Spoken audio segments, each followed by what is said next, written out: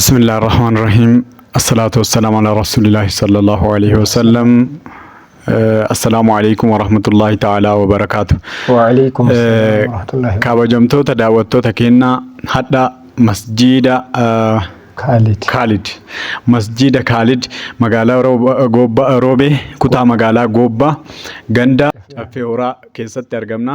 Inshaallah ustaadni asiin ta'an akkuma isinuu beektan Sheek Gazzaalii jedhamu kan achitti aanan ammoo Sheek Siraaj Alii jedhamu ustaadota keenya qaqqaalii kanaan wal barachuu yoo barbaadan koottaa gara keenya nu jala gadhaabadhaa dhaggeeffadhaa isiniin jenna. Yoo ustaaza keenya baga rabbi isinaaf yeedura. آمين آمين آمين آمين آمين. أكمل سنين وياي جرامي. أكجاري جرا. الحمد لله. قالت ربي كي. الحمد لله والله. الحمد لله ربي تولنا تقوله. أيوة. اللي بقى كان جاهز جرا إن شاء الله. أيه تات إن شاء الله. أستاذ كينا جزء هدو قرتي نتيسان وجيني كمري أنو وانتم من دلقمتي تان أكا سوفياني تان اللي دلقلي أستاذ كينا برجرات مالي أنجا أستاذ كينا شيء سراجين بوتي هندي ثاني نبرة جراتني نبرة دعوتني الحمد لله نمنا قاري تسايبومون نمو مغاري نم تاسفتي نم إن شاء الله تفضل إن شاء الله درو مكاكي سنرا أكسما مو مي آفيان تنكمي سني جرتي أجرانو الكامي مكان كيا غزالي شيخ حسن سكوتي دالتا قدين بالي أنا قوبا غند إلاسا غوستيس إلاسا أما فتيسون كيا مغالا قوباتي كا ججير أموتي مغالا قوبا كون كتا مغالا تيجرو أني غرو مغالا مغوباتي بيكا إدو لما يترقم نكون أمو مسجد خالدي مسجد خالد كوني يكوما وعملي مقام كوني موغاني إن شاء الله ومني نانو كان اللي سيفوان أكاسيسا أفكيسات ملئسا إن شاء الله حوي متيك أبتما ربي ومتا كان أفنو اللي أكاسا تاسيسو إن شاء الله حتى فموج أرى كان أرقني مسجد كانت تنين ولين وان أمري دين كنا مريأتشو وان قداتوكو وان نمغمتشيسو والروان دبتي في وان يادي كان اللي قال منقول ربنا هاتاسيسو آمين آمين آمين يا الله آمين إن شاء الله أيه باقي قالتهم أول فردا أستاذ نكنا أستاذ غزالين challenge هدو كيس تران أكو ما يسنو بيتن كبسها سباتيس كبسها أمنتيتيس أكاس مامو فانا حاجي آدم سادو نما غرتيتنين دو كبويدا نولي أمو ilma haji adam saaddooti yoo jenneen homa takka nu mamsiisu homa takka nu shakkisiisu illeen ilma haji adam saaddoo ammoo akkamitti kunuunfannaa akkamitti qabannaan ammoo isin bira jirti akkuma akka mataa kiyyaatti akka Sufiyaanitti illee ana bira akka jirtutti jechaadha inshaallah ustaaza keenya waa'ee gartee aartii irraa baay'ee dubbanne illee inshaallah sanirraallee irra nu baatu erga aartii kanatti dhuftanii wanti isin qunname aartii kanarratti yeroo walaloos jettan haa ta'u zamana dheeraadha kan isin walaloo jedhaa turtanii yeroo walaloo jettanis haa ta'u yeroo deebii wanta adda addaa irra hirmaattan waltajjii adda addaa irra hirmaattan akkami chaalenjiin isin qunname wanti isin mudate waa hedduu jira na fakkaate akkanumaami akkasuma eewa ayyee wanta isin mudate mee wantoonni gartee akka ijootti ka'uu qaban ani akkuma calqaba kutaa duraatitti dubbachuu yaaleessanii yeroo gara aartiin kun na keessa jira egerii akka kadhadhee rabbiin kiyya waan sannaaf laaffisee gara aartiititti dhufee waltajjii adda addaa irratti affeeramaa ture akka anaa gobbaatii miti akkuma godinaatitti illee waltajjii irratti ture haa ta'u ammoo rabbi kiyya gargaarsi kama rabbii kiyya qaba malee gara achi aantu tana keessa namni aanaa naa godhu tokko illee hin jiru. An dhugaa dubbachuudhaaf waan rabbi na bira kaahisan osoo namni na cinaa dhaabbatu rabbi kee hirimaa fadhaan na eege malee jiraate an iddoo guddaa waan saniin gahuu namaaf fillee fayyadee hawaasa kiyya kanallee kana caalaa fayyada waan jedhu abdii qaba. Gadaa sanittis ambi achi aantu sun hedduu na fayyadaman malee ana fayyaduudhaaf hireen qaban. Sababni isaa tokko ani akkuma beekamu nama rabbitti amane homa dalaguu hin danda'u. Akkuma na argitan kana biratti akkuma feete. Akkuma na argitan kana yeroo baay'ee koofii afamamaa kana godhaa suusii fi miti. waan keessi kiyya amani gubbaa kiyyaan illee mul'isuu danda'e.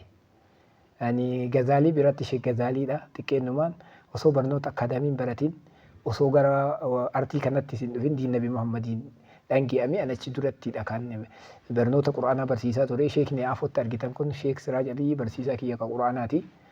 rabbi irraa haa jaalatu. Abbaa fi ilma jechuudha bara. Waa isaan irraa yaani kan waan hunda akhlaaqallee baradhee waan hunda isaantu na barsiisanii na lolanii na tumanii yeroo gara daara hadiisaatti deemee baradhullee akkanii baradhu namni na godhee haadha abbaa kiyyatti aananii isaan jechuudha. Sheekni kiyya akkuma Sayyidina Alii jedhaman allamanii harfa waayidan fawwa sayyidii jedhan isaan sayyida kiyya amma kana cinatti agartan kun hadhaan isaan afoo taa'ee akkas jedhee haasa'uun hedduu natti ulfaata. Haa ta'u malee erga dubbadhu jedhamee waa dubbachuun waan hin hafneef dubbachuudhaaf dirqame hadhaa heybaa isaanii qabu ani isaan bira taa'ee waa dubbachuun xiqqoo natti ulfaata. Haa ta'u malee akkuma isiniin jedhe ani dura diiniidhaan dhange'ame kanarraa kaka'ee wayita gara walalootitti illee dhufu walalootii tanatu namoota achi aanu kana xiqqoo gammachiisuu didi. Sababni isaa walaloo kana wayita seenu ani mata dureet kiyya kanatu salaama gaafadhee jedha. Fakkeenyaaf yoo isinii ibse assalaamu alaikum salaama gaafadhee wa alaikum salaam deebii caqafadhee akkam nagaa jirtu jechuu itti aanfadhee nagaa qabna jechuu yoo deebii argadhee yaada koo itti fufaa rabbuma kadhadhee yoo dogoggorellee dhiifama gaafadhee dogoggoruu baannaan galanni ka rabbi anuu aanjeffadhe jedha. Ati maali? Salaama kana reeman amantaan jirtu ka jirtu ummata sabaaf sablammii dirree waltajjiidha. Waltajjii hawaasaati malee waltajjii amantaatii mijaan.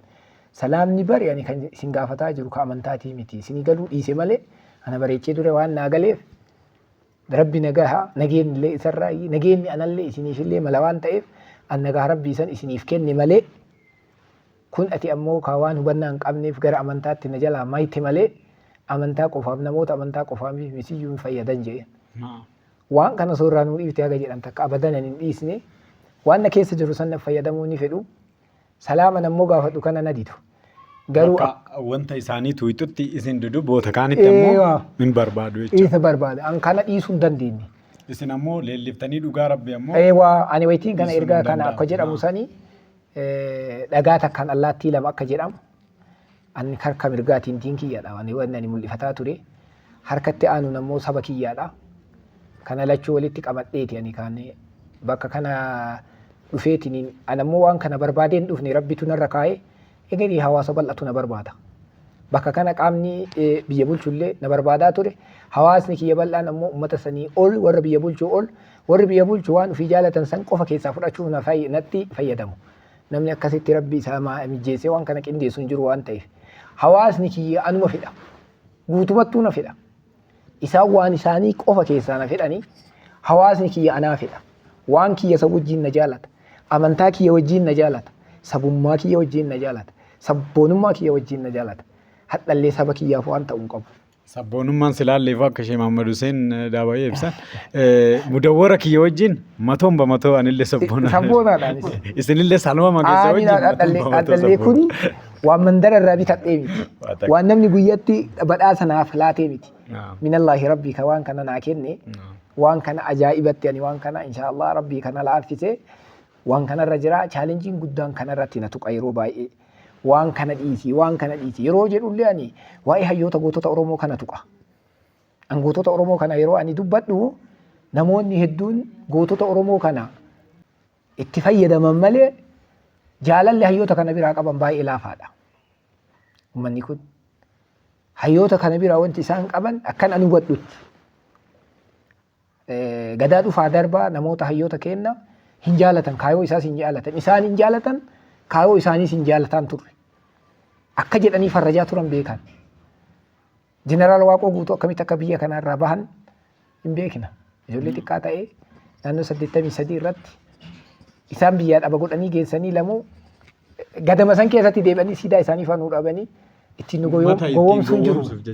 Nuti ammoo dhalli kun jira hin beeyna seenaallee beeyna waan oduu osoo hin taane qabatama lafa tana jiru dura beeyna waan ta'eef rabbi maa tarakana hamalan bal arsala ilayna rasulan rabbi gowwaa dhama'aa godhee akkanumaan tilmaamaa waa fudhatu osoo hin ta'in nabi Muhammadin ashrafal khalqi inni ergee diinii dura leenjee isiniin jedhe diin nabi Muhammadin waa madaala waan ta'eef egerii rabbiin kiyya hawaasni irraa dhaladhee hawaasa safuu qabu hawaasa waa beeku anis uummata beekaa san irraa dhaladhee hamma tokko waa hubachuu danda'ee jira. Ammas yoo rabbi fedhe inshaallah seenaa saba kiyyaas qajeelatti bareechee inshaallah bifa nazmiitiin isin biraan ga'uuf guyyatu hafa. Inshaallah. Yoo rabbi fedhe kanaaf chaalenjiin na tuqaa ture wayita waa'ee goototaa kana ani kaasu waan kana sosoo dhiiftee gara biraatti ta'a. Wanti kun warra baddaati gara warra Oonag yookaan yeroo sanitti Oonag jedhanii adda bilisummaa Oromoo kana akkasitti maqaa kakkaasuun ambii duraa sunis warri wayyaanee sun jaalataan turre jecha kanaan akkas nun jedhan. Ani ka jedhaa jiru amma ka dubbataa jiru ebalu jiddu galeessa godhadhee paartii osoo hin ta'in seenaa sabaati, seenaa gootaati, seenaa dhugaati. Nama dhugaa qabu sablammiillee haa ta'u saba kanuu yoo ta'e yoo inni dhugaa qabaate dhugaa isaa jalaa sharafuu hin qabu.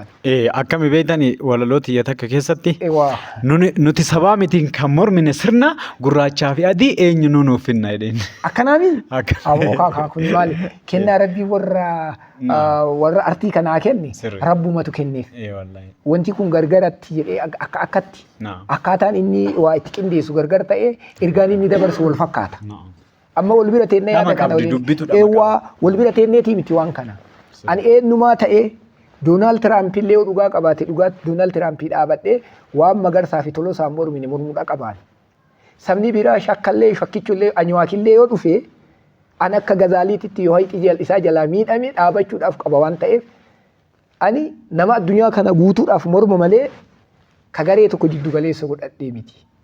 An dhugaa qabu sabni kun dhugaa qaba waan ta'eef gootonni keenya dhugaa qaba waan ta'eef gootota kana dhiisee homaa homee faarsuu hin qabu. Gootota dhugaa qabu sirna sanirraa waa fudheen sirna jalaa jara sanirraa hordoftoota jara saniiti waan jarri sun dhabde dhabe anis leedha. Waan jarri sun itti miidhamte osoo argatiin itti lubbuu dhabde san anadha ilmaan jaraati waan ta'eef anis waan kana dabarsuudhaaf hordofuu dirqama waan qabuuf akkana ta'ee dhaloonni biraatu tola osoo hin taane dirqama. Kanaan natti hin dhufinaa jedhaanan. Kanaa yoo natti dhuftan walirraa hiikkanna. Anis waan na bira jiru dhiisuma isinii kennu isinis na gaafachuu dhiisa. Na barbaaddan ta'e na dhuftan ani amala kiyyan dhiisu. Waan qabu waliin na jaalladha. Waan isin qabdanii waliin isin jaalachuu malee waan isaaniif ta'u jaalatanii waan isaaniif hin taane jibbuun no. An jecha rabbii keessatti waan tokko jira. Yu'minuuna biba'di wa yakfuruuna biba'di jedha. Isii waan ani gadi buuse ambiyaati ya kitaaba kiyya kana gari amantanii gari diddanii ya Rabbi. Namtichi waan akkasii dalagu diqqeenna malee duniyaa faakiratti ree biraan qabu jedha Rabbi. Wakadhalika haqa namaallee garii ka jaalata waan garii siyaasaaf keessaa fudhatanii garii balleessuun iduman taane ani. Akkuma diin kiyya jaaladhu saba kiyyas jaaladha. Sabni kiyyas na duraa miidhame. Maaf miidhamaa sabni kiyya quuqama saba kiyyaa qabuudhaaf malee ani. Saba kiyya saba bira dabarsaa fi miti.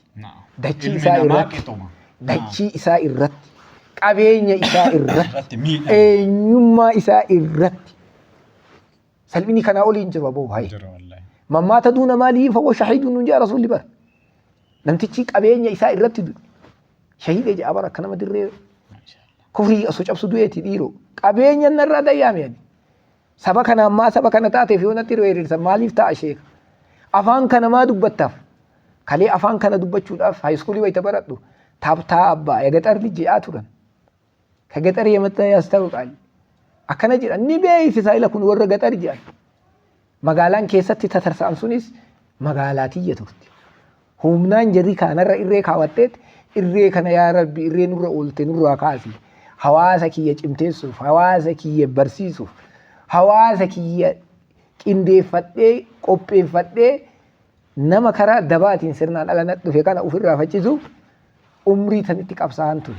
Hadhallee qabsoon nan dhiifne qabsoomarra jiraan. Maashaallah. Qabsoomarra jira waan argadhee rabbi shakkarellee waan hafe ammoo gaafataa jira ammallee. Ta argadhee fudheetti rabbi kiyya galateeffadhe. Ta hafte ammoo ajaa'iba gaafataa jira hawaasa kiyya wajjin ta'e. Waan rabbi naa kenne bifa rabbi naa kenneen bifa walalootiin, bifa yadalootiin, bifa nazmiitiin, bifa haasaya uumamaatiin haasayee quuqaa kiyya wanni buqqifachuu abadan na dhoowwuu himan jira. Hadhallee wanti na daangeessu hin jiru. Haga qaamaaf qalbiin kiyya nagaa walitti dhaamatu. Ta'uu qaballeen inshaallah. Baay'ee galatoomaa.